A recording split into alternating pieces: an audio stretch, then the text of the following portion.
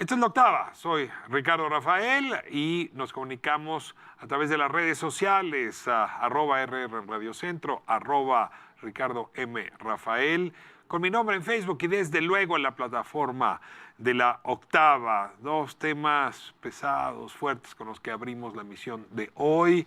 Un lado el tema de abuso sexual, del otro lado personas desaparecidas.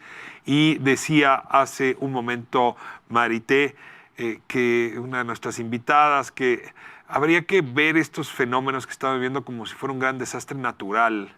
Y bueno, ¿qué hacemos las mexicanas y los mexicanos cuando tenemos enfrente un desastre natural, un terremoto, en fin, algún fenómeno meteorológico? Pues hacemos red, nos apoyamos, ponemos hombro con hombro, no nos apartamos, no dejamos a las víctimas solas. Y sí, creo que este debe ser una reflexión general. Es una época de crisis que toca muchos ángulos y que necesitaríamos cerrar filas para enfrentar el asunto. Desde luego trabajar con el gobierno, pero no puede trabajar el gobierno solo y no podemos trabajar las personas por separado, cada una en su jardín. Vamos a hablar ahora del tema económico. Tengo a Rodolfo de la Torre conmigo. Rodolfo, muchas gracias. Un gusto estar aquí. Rodolfo, estuvieron esta mañana, José Ángel Gurría comentaba yo, y también Graciela Márquez, hablando de sus pronósticos para este año. Y Graciela Márquez dio un argumento que en algún lugar me llama la atención. No sé si es un aviso de algo por venir, un análisis como el que hacemos los periodistas o ustedes, los académicos, o simplemente es una observación objetiva. Señora Graciela Márquez, México va a contracorriente. Nosotros estamos firmando tratados de libre comercio, otra vez ratificando con Estados Unidos y Canadá, buscando ampliar el libre comercio con Europa. El mundo va en sentido contrario, están cerrándose las economías y eso hace que nosotros estemos creciendo menos, que nosotros estemos con una economía que va, pues no por muy buen síntoma. Y luego yo creo que Gurría lo debe haber tomado un poco en curva, pero dijo, coincido en términos generales con lo que está diciendo la secretaria Márquez, vamos a contracorriente. Y así se explica, o por ello se explica la tasa bajísima de crecimiento, no solamente del 19, sino la que se esperaría para el 20, que rondaría 0.2%. Yo no sé qué cálculo traigas tú, pero se me sume el estómago. A ver, primera reacción a esto, Rodolfo. Bueno, yo creo que sí debe haber un reconocimiento de que las condiciones mundiales, el entorno internacional, no son de lo más favorable y también tenemos tendencias que se van a poner complicadas. Sobre todo, no tanto yo diría la guerra comercial, que ya la sufrimos y en la que México incluso pudo sacar algo de ventaja, sino la desaceleración de la economía mundial y sobre todo la de Estados Unidos. Y no basta, por cierto, que nosotros hayamos firmado pues, un nuevo tratado comercial con Estados Unidos y Canadá, porque a pesar de que eso da certidumbre, pues también ese mismo tratado restringe lo que antes se presentaba de una forma más libre. Y eso hay que agregar pues, cuestiones que esperemos sean coyunturales, pero que pueden tomar un buen tiempo en remediarse, como es la disrupción de muchas cadenas productivas de suministro debidas a esta epidemia pues ya prácticamente mundial del coronavirus, en donde pues ya hay algunas reacciones económicas, me refiero, en la caída de las bolsas. En las caídas principales pues podemos ver un promedio de casi 3% de reducción en la cotización de las empresas, justamente pensando en esta menor, digamos, fluidez de las mercancías y de las personas por esta situación. Pero en el caso de China, y esto es lo preocupante, pues esa caída ya va en el orden del 7 o del 8%, al punto de que las autoridades chinas están pensaban inicialmente inyectar algo así como 22,000 millones de dólares para levantar la bolsa, y esto ya se ha disparado a casi 150,000 millones de dólares. ¿Qué significa esto? Hay muchas aristas y elementos a favor y en contra pensando en nosotros. Por supuesto que la reducción del crecimiento de la economía china, del orden de 2 puntos porcentuales, en lugar de crecer al 6, crecería al 4, pues va a pegar a todas las economías del mundo. Pero, por otro lado, es cierto, México puede sacar algo de ventaja si sustituye algunas de las exportaciones que realizan los chinos. Sin embargo, hay que tomar en cuenta de que este cambio no es automático. No podemos comenzar a producir, por ejemplo, teléfonos inteligentes cuando prácticamente todo el suministro y la tecnología está adaptada a cadenas ya. Ahora, yo recibo información que me tergiversa las neuronas. Por un lado, oigo a Gurría y a Márquez esta mañana, ¿no? Hombre, el titular de la OCDE y de la Secretaría de Economía, decirme que las cosas no van bien o no van a ir muy bien. Y por el otro lado, la noticia de junto es que en 2019 cerramos con 617 mil millones de dólares de exportaciones. Es decir, a ver, perdón, la guerra comercial con China nos funcionó muy bien. Estarías hablando de un crecimiento interesante en el bulto general de la derrama económica.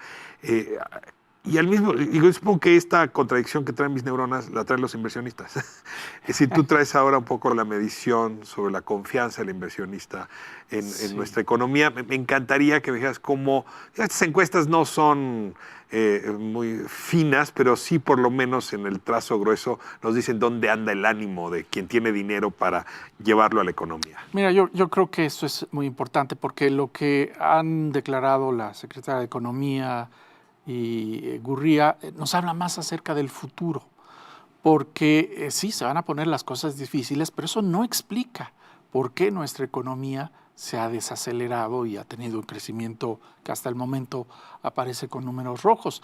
Eso se debe más a circunstancias internas y hasta cierto punto a la desaceleración de las exportaciones mexicanas por la reducción en la actividad manufacturera en los Estados Unidos. O sea, sí hay este entorno internacional, pero no se agota ahí la explicación. Ni siquiera yo diría que en estos momentos es la principal explicación, sino esto que tú ya adelantas, que es pues que los inversionistas no están confiando, pero incluso los inversionistas presentan un comportamiento desconcertante. Los inversionistas en este indicador que emite INEGI acerca de pues las expectativas de Es una pregunta que se hace en empresas. encuesta, ¿no? Oiga, ¿y usted cómo ve la economía? ¿Va a invertir? ¿Le tiene confianza? ¿No? Más o menos es eso. La primera pregunta que les hacen a cerca de 3.500 empresas representativas a nivel nacional es que si es el momento adecuado para invertir. Y prácticamente todos te dicen, no es el momento adecuado para invertir. Para invertir en México. En México, por supuesto, a nivel Podrían nacional. estar invirtiendo en España y en Chile y en otros lados. Pero aún así no son montos que se comparen a los que suelen tenerse a nivel nacional. Y lo que desconcierta es que, unas cuantas preguntas después, ¿cómo ve el futuro de su empresa? Las personas, los directivos de las empresas dicen que lo ven bastante bien. La gran parte, casi 2/3, dice, mi empresa va a mejorar. Pero entonces la pregunta es, ¿por qué no invierten en este momento? Estas encuestas hay que... ¿Hay alguna pregunta que te lo responda?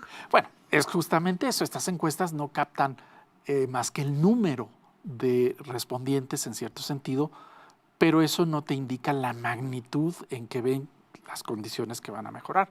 Y probablemente los inversionistas piensan que sí va a mejorar la situación en el futuro, pero no lo suficiente para que en estos momentos se arriesgue. Te hago una pregunta. El presidente López Obrador ha cerrado filas con los grandes inversionistas. O sea, se le ve del brazo con los, pues no sé, los 10 puntos del PIB más ricos. Sí. ¿No? Slim y otros 4, más o menos. Uh-huh. Pero con este gesto no llega a la empresa media. No llega al empresario de León, al empresario de Guadalajara, al empresario de Chiapas. O sea, es ahí en la clase media empresarial donde no hay confianza en este gobierno. Y la pregunta te la hago directamente, ¿qué tendría que hacer el presidente y sus operadores de la economía pues para también hablar, conversar, atraer, convencer la inversión de este empresario que es el que se ha encuestado por el INEGI? Y justo hay que hacer esta distinción. Los grandes empresarios tienen problemas de una naturaleza muy diferente a los pequeños y medios empresarios. Y esta encuesta del INEGI, por cierto, pregunta a empresas que tienen desde 50 empleados hasta más de 1,000 empleados. En el segmento intermedio de las empresas, y esto a raíz de la encuesta que levanta el Banco de México de por qué no están teniendo confianza, bueno, ahí está alzándose el tema de la inseguridad, el problema de no contar pues con tranquilidad para asegurar la integridad de los trabajadores, la propiedad de las empresas, lo que se va a arriesgar a nivel local. Y esto ya ha venido aumentando y justamente el año pasado repuntó a un nivel que ya lo ponía en el primer lugar de las causas por las cuales no se sentían confiados los empresarios. No es la cancelación del aeropuerto, no es la incertidumbre en los proyectos energéticos, es la inseguridad. A ese nivel de las empresas, al nivel de las más grandes empresas, pues cuando ven que se cancela un aeropuerto, que es una inversión gigantesca, pues ellos sienten que puede haber inseguridad en términos de pues el respeto de contratos. Hay que acordarnos también de que las rondas petroleras, estos contratos para que intervenga la iniciativa privada, pues han tenido ahí la sus inversión vaivenes. grandota tiene que ver con los proyectos grandotes del gobierno. La inversión chica y mediana tiene que ver con que no es seguro el territorio. Y en efecto, no es. Estado de Derecho para los grandotes, entendido como que respétenme mis contratos y mis inversiones, y para los intermedios y pequeños, la inseguridad. Ahí está. A nivel interno, pero sin descartar tampoco que hay factores externos que también pegan, eso son muchos. Pero el factor interno es el más importante y estos dos. Y a ver, cierro con la última pregunta. ¿Y hay diálogo entre el mediano empresario y el gobierno? Porque pues ahí es cuando veo a las cámaras con Canaco, Coparmex, que son las que las agregan, que en realidad pues no traen la mejor conversación con el presidente. Fíjate que tocas un punto muy importante, porque sí, en las fotografías, en los acuerdos, en los desayunos con el presidente, pues aparecen los grandes empresarios, pero el pequeño empresario que está agrupado en cámaras, un caso es el caso de la Coparmex, que por otro lado, sin ser una cámara, sí agrupa al pequeño y mediano empresario, pues por ahí no se ve que haya una disposición a dialogar en los mismos términos que sí se tiene con los grandes empresarios. Entonces ahí hace falta diálogo, hace falta mejor comunicación. Ojalá que la oficina que ahora Alfonso Romo va a coordinar, pues se acerque a estos empresarios, porque no nada más los grandes cuentan. Muy bien, pues aquí cerramos esta conversación para volverla a abrir el próximo jueves. Muchas gracias, Rodolfo, por tus reflexiones. Miren cuántos temas abordamos en tan poco tiempo, eso solamente el maestro de la Torre nos lo permite con su capacidad de síntesis. Vamos a corte.